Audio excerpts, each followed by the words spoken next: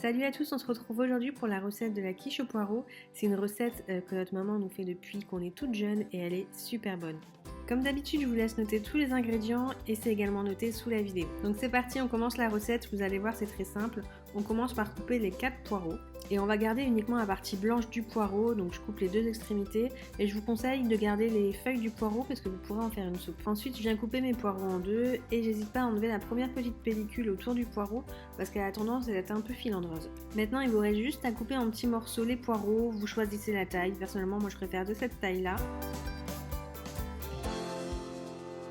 Une fois que vous avez coupé tous les poireaux, il vous reste juste à mettre ça dans une passoire et les laver. Maintenant, on va pouvoir passer à la cuisson. Donc j'ai rempli une grosse casserole avec un peu d'eau. En fait, il en faut juste assez pour pouvoir recouvrir les poireaux. Et je viens mettre un peu de sel et renverser mes poireaux dedans. Pour la cuisson, je les laisse environ 15 minutes à feu vif. En fait, ce sera juste le temps de préparer la béchamel.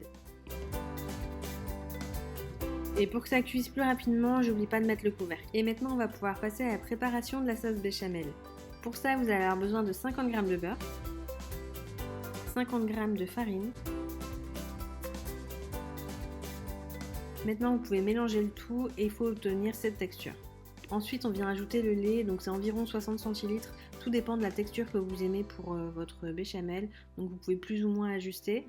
Et si jamais en fait la pâte vous semble très liquide au début, c'est tout à fait normal.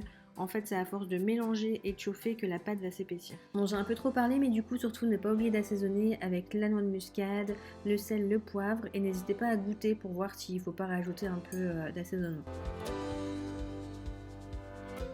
Maintenant que mes poireaux sont cuits, je viens les égoutter. Personnellement, je préfère mettre un contenant en dessous, comme ça je garde le jus et ça me permettra de faire la soupe avec les feuilles que j'ai gardées tout à l'heure. Mais ça, c'est comme vous voulez, c'est pas obligatoire.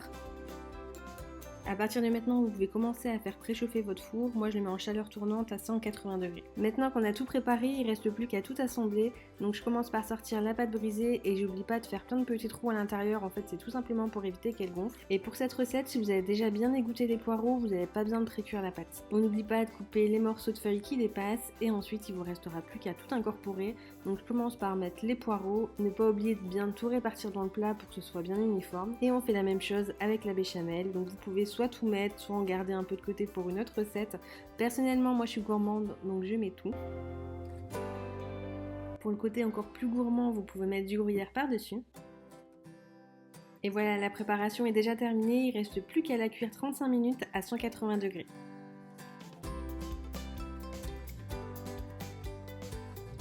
Et voilà, la recette est terminée. Vous verrez, elle est vraiment délicieuse, accompagnée d'une petite salade, c'est vraiment trop bon, surtout en cette période automne-hiver. Vous allez voir, vous allez vraiment vous régaler. D'ailleurs, si vous reproduisez cette recette, n'hésitez pas à partager ça sur Instagram. Voilà, on espère que cette recette vous aura plu. Le mercredi prochain, il n'y aura peut-être pas de recette, on vous tiendra au courant, mais on vous dit à très vite pour une prochaine vidéo. Ciao!